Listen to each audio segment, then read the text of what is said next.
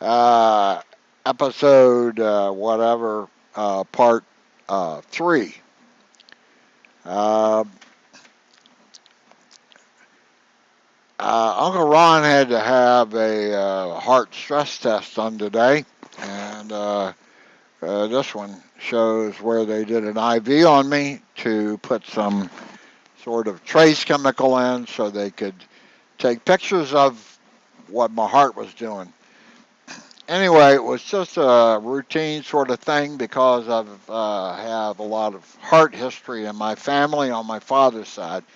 Anyway, that took most of the day. Then I've been trying to get my new phone active, and that took the rest of the day. And it's now 3 o'clock, and I don't want to go outside. So we're back again, and going to continue on thoughts, brain, sleep, feelings, memories. Going to continue a little bit on that. When I was in school, I had to take military science, I think it was called. And the professor there, he said, anytime you teach anything, you're supposed to tell them what you're going to tell them, and then you tell them, and then you tell them what you told them. So that's the reason I'm revisiting. And I'm going to go back on memory based. We are memory based.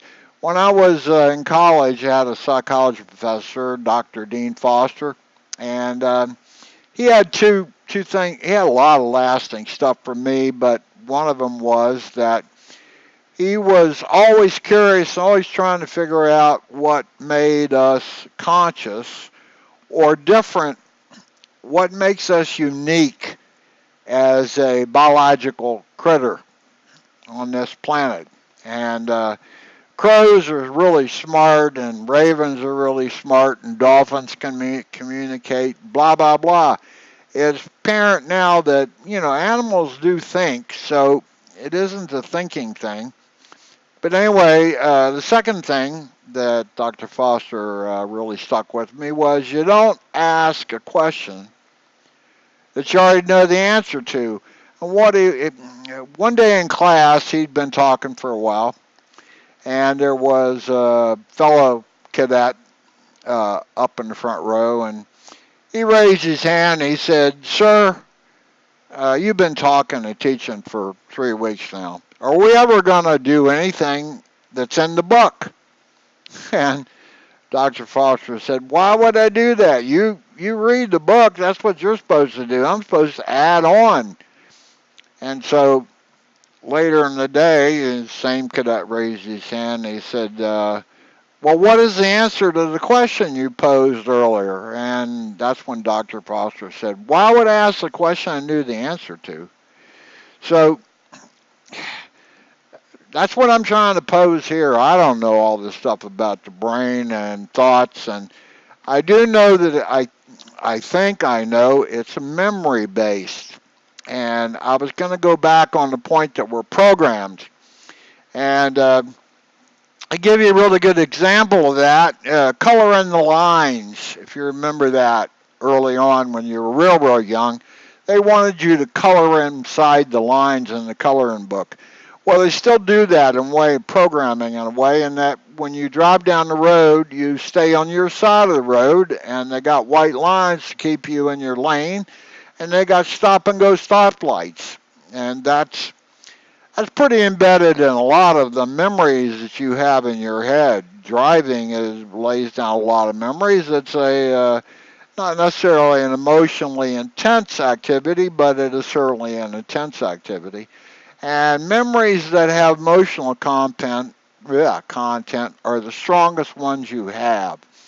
And so those, again, whatever content that was in that memory that got laid down hard, it will usually fire when some other stimulus comes in that is in any way possibly related to that old memory. So again, you have this. You can hook your head up to these watch electrical waves, if you will, or storms sweep across the cortex of your brain, and that is what you're thinking or feeling or hearing or smelling or sensing anyway. Uh, Again, your mind, your brain is not like a computer that you think of. Uh, I don't know. Psychedelic experiences were an eye-opening thing for me. And there is a book by Aldous Huxley called Doors of Perception, I believe it's called. Anyway, it has to do with how much of your thoughts or thinking or understanding or mental processes are a big function of the your senses, and those things they stay within bounds, and that's what psychedelics do is they enhance your perceptions. Uh, I think psychedelics tend to make all the neurotransmitting chemicals in your brain, or at least some of them, more highly active or sensitive, and so they fire uh, more often, and therefore you can get into stranger things. I like what's called stream of consciousness, and James Joyce was good for that. He did stream of consciousness in his writings, and a lot of people have trouble with that, and I understand that. But stream of consciousness is jiggity jag, pigtail, purple hardware lozenger. Just random stream of consciousness stuff. I don't know. I think I sometimes use that as a clean out. Take the pipe off and let all the stick a router down there and let it clean out. But stream of consciousness, I'm not afraid of that. Some people are, and I don't know. Maybe I practice it too often, but anyway, that's one thing you might try. I suggested in the previous one that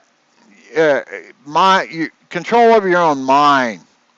That's an interesting concept if you think about it. You do have to. Are you in control of your mind, or your mind in control of you?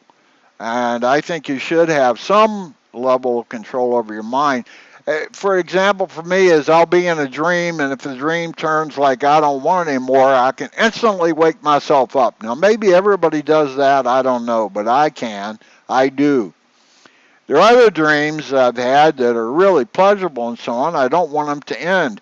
I had a dream once where I was, and I think about floating above the earth, like flying. I was just sort of standing up there, and I could look around, and it was really cool. And I was just there's a term in the book Stranger in a Strange Land where you grok things, and grokking is a total experience, everything. Uh, it's deeper than just your visual and your. It's all those things summed plus more. Anyway, um, uh, I lost my train of thought. Grok. Grok is a good term. When I was in Egypt, I rode a camel up to the hills, if you want to call them that. It overlooked the Great Pyramids, and it was a pretty impressive scene. But I got empty-headed and stood there with my eyes closed because I wanted to grok the experience. And what came to mind was a bird flying on the thermals and hardly flapping its wings, just riding the air. And I want to call it ancient air around the ancient pyramids. And so I just became a bird. I don't know. I grokked the bird and became a bird, and my arms went out, and my eyes were closed, and my arms tilted and with the wind, and I could feel myself flying, if you will, like a bird over and around the Great Pyramids. And that was a grok sort of experience. Uh, I've been places where I just stop thinking and I'm just there, and I, you ought to try that. Don't be so visually dominated. Tourists. I don't want to be necessarily a tourist. I want to experience. I want to feel it at some other level. And I don't know how maybe everybody has this stuff. I don't know, but it is possible because I know I can do it sometimes at least. But that, I'm going to continue on with this same old stuff. So, anyway, ask questions. Ask yourself questions that you don't know the answer to. That'll make you think about that. Fires things in there that may not have been fired in a while. And the more neurons that are connected to other neurons or synapses or pathways, I think the greater the experience is for any one thing that you are currently experiencing.